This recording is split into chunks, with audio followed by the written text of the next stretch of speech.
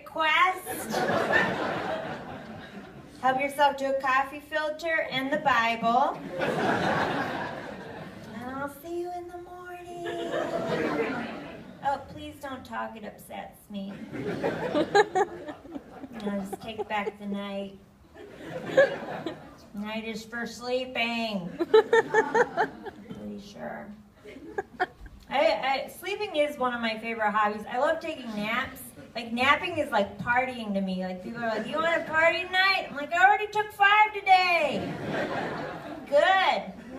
I'm in another dimension. My big problem with naps, though, is mainly the waking up part.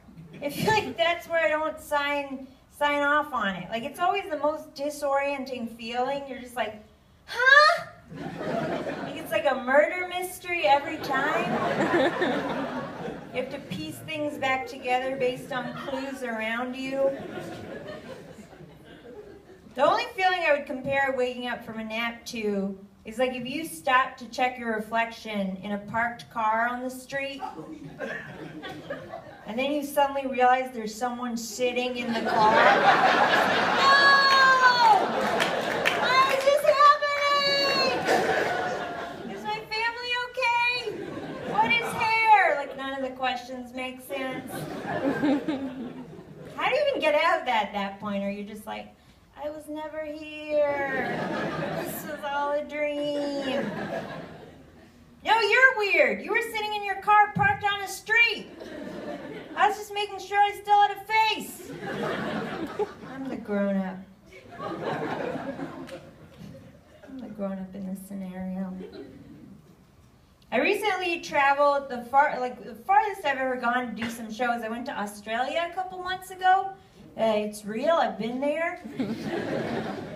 It's like one of the farthest places I've ever traveled to. Like, the plane ride to get there was so long that halfway through I just started putting my hand up to the window and thinking about the life I left behind.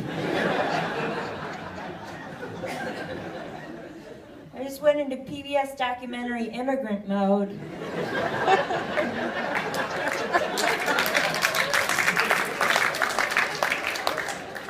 Like, Papa! I don't even know a Papa. Like, grabbed this woman's baby and it was just like, the fever will pass. She's really committed. It's kind of her fault for having her baby out, you know? I'm pretty sure you're supposed to store them in the overhead bin for international flights. It's a polite thing to do. When I was going to Australia, you go through customs, you fill out a little card to declare, you know, your intentions of why you're there, and they have a line to put your occupation down. I put comedian like a dummy, because then when I was going in, the customs official looked at it, and then he looked at me, and he was just like, you're a comedian? I was like, great, my first heckle, I'm not even in the country. This is going so well. And then I didn't know what to say. Like, I didn't even know what day it was at that point. So I was just like, yeah, I guess I am. Like, we were both disappointed. Like, that is my handwriting. Facts are facts. And then he was just like, oh, well, have you heard of Carl Barron? I was like, no. He was like, you should check him out. That's always a good sign when you tell someone what you do and they're just like, here's a better version of you, probably. Good luck with your dreams. Like, if I had put down doctor, would he have been like, oh, have you heard of Dr. Phil? You should check him out. He's probably saved more lives than you with his timeless wisdom and no-nonsense jabs. That is what Dr. Phil does best. In that guy's defense, I don't look like a lot of things. Like, even if I had put down plumber, you would have been like, yeah, right. Have you heard of the Mario Brothers? They're not even real. It's like, yeah, but they do a hell of a job. It's true. Point Australia. Not everyone, like, it's okay. He's not the only one who's not on board with what I do. Like, my mom doesn't come to a lot of my shows. You guys can decide why. That's the interactive portion of the show. To each his own answer. But she has, she gets it in where she can. Like whenever I visit home, she still lives in this area. Like she'll just heckle me like during everyday life. Like as I'm going about my day, she'll just like get in a few jabs. And usually it's just a lot of booing and yelling, "I want my money back!" But to be fair, it's a lot of money, you know? It's like that liberal arts education isn't going to repay itself.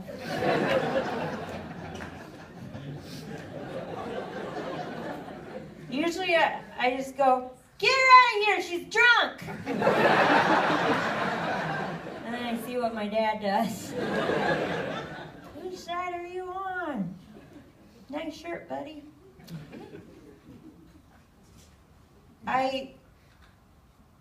Has anyone been to Rite Aid recently? This has been weighing on me. I just like to do a quick survey of who else is succeeding. Has anyone else been to Rite Aid? No, I only ask, I had this experience. Why does every Rite Aid receipt just feel like a giant cry for help? Like I bought one thing, but I feel like I own the entire branch location now. It's like a land deed every time. You're just like, "It's yours now, good luck. Should be enough orbit to last you through the winter." I never noticed this before. Rite Aid's slogan is just, "With us, it's personal."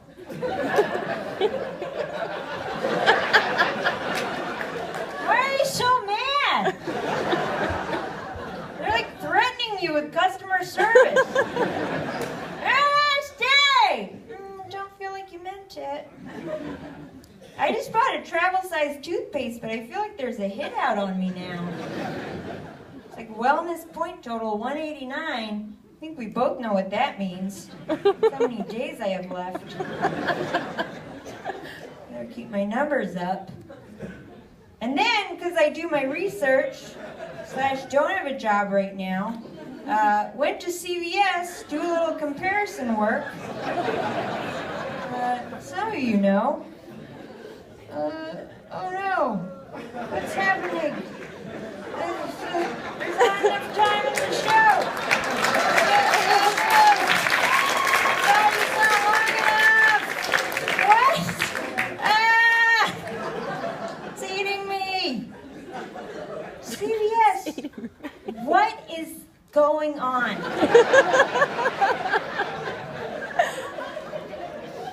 I didn't even buy anything.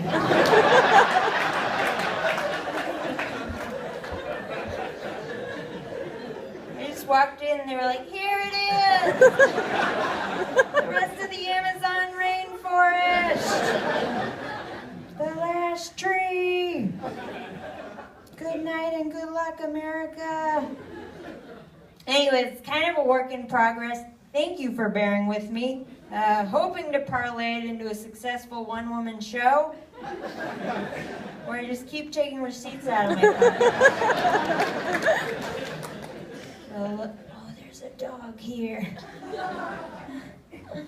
The show's over as far as I'm concerned. I've been having some weird customer service experiences lately. Like, I went to a cafe not too long ago, ordered a sandwich and a coffee. I don't know if anyone knows what that's like. Went to the cashier, and he was just like, 9/11. I was like, what? Excuse me? Good morning to you too, you know? And then he was just like, no, that's your total, 9/11. That should not be allowed to be a total anymore. First of all, it's too much. It's like, I don't have that kind of money. You know? I just feel like instead of a total button on the register, there's just a button that was like, bum everyone out immediately. Reference a national tragedy from which we'll never fully heal. Do it, Roger, you're working a double. Just all on one button. Roger's like, yeah, I found my button. Roger wins today. I feel like whenever the total's gonna be 9/11, there should be an automatic override in the system, where it just changes to something more hopeful, like 420, yay!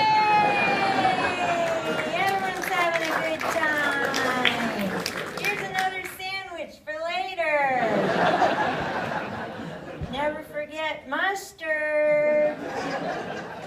Take the edge off. I am easily swayed by food. Like, I feel like most of my goals in life revolve around it. I ate out for dinner a couple nights ago, ordered dessert, because I'm worth it. But I did notice that there was fresh fruit as an option on the dessert menu. Whenever there's fruit as an option on the dessert menu, it feels like a multiple choice question, where it's the one option you can throw out right away. You're like, well, no, it's not that one. I studied. I've been studying for this test my entire life. Like, if the Who Wants to Be a Millionaire question was just something like, which of these infamous dictators launched a world war? A, Kim Jong-il. B, Adolf Hitler. C, Pol Pot. D, fruit. It's not fruit.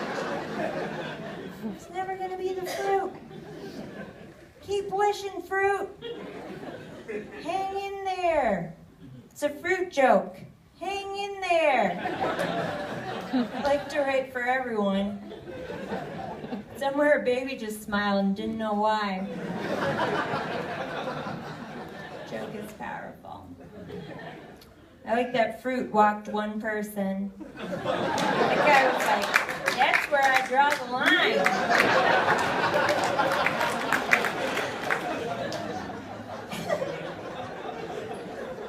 All right, bananas are fun and they're good sometimes. I don't know. I just like to think that's what cracked him. What? No! My mother was a grape. How dare you?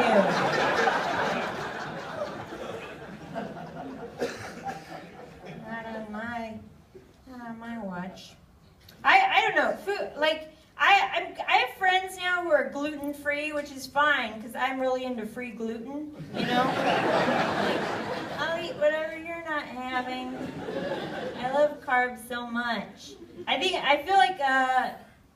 do feel like any pizza can be a personal one if you cry while you eat it, right? Sorry to go political. That's how I feel. I'm not a big fan of dieting. The only one I've ever tried is the one where you tell all your friends about it, you know, all the time. You're just like, I'm on a diet. And then you lose like 17 of them in 1 week. I guess that worked, maybe. I used to live in LA. Has anyone been, or is anyone from there, or is anyone there right now? Oh, cool, yeah. I don't know, I tried it out. For me, it was kind of a tough city because it was really sunny most of the year, which is nice. It was almost like too sunny, like offensively sunny, where you're just like, the sun works, we get it. Slow down. Like, I always prefer kind of cloudy, rainy weather, because it reminds me why I got in the whole depression game. You know? Keeps me grounded. I like when it's really miserable outside, because I feel like as a depressive, I can turn to any random optimist in the street and just be like, hey, you're in my world now. What? You gonna cry? Join me. It's a process. Let's heal together. But in LA, I don't know, left me with some traumatic experiences. I moved there, you know, to work on comedy, work on stuff. While I was there, I took an acting class. Not because I consider myself a serious actor, but basically everyone in LA takes an acting class, whether you want to or not. Because you still have to perfect that face of when you go home and people are like, how's LA? You have to be like, it's great. I'm so happy. I've never been more fulfilled. So you have to like workshop that face. So you take a class.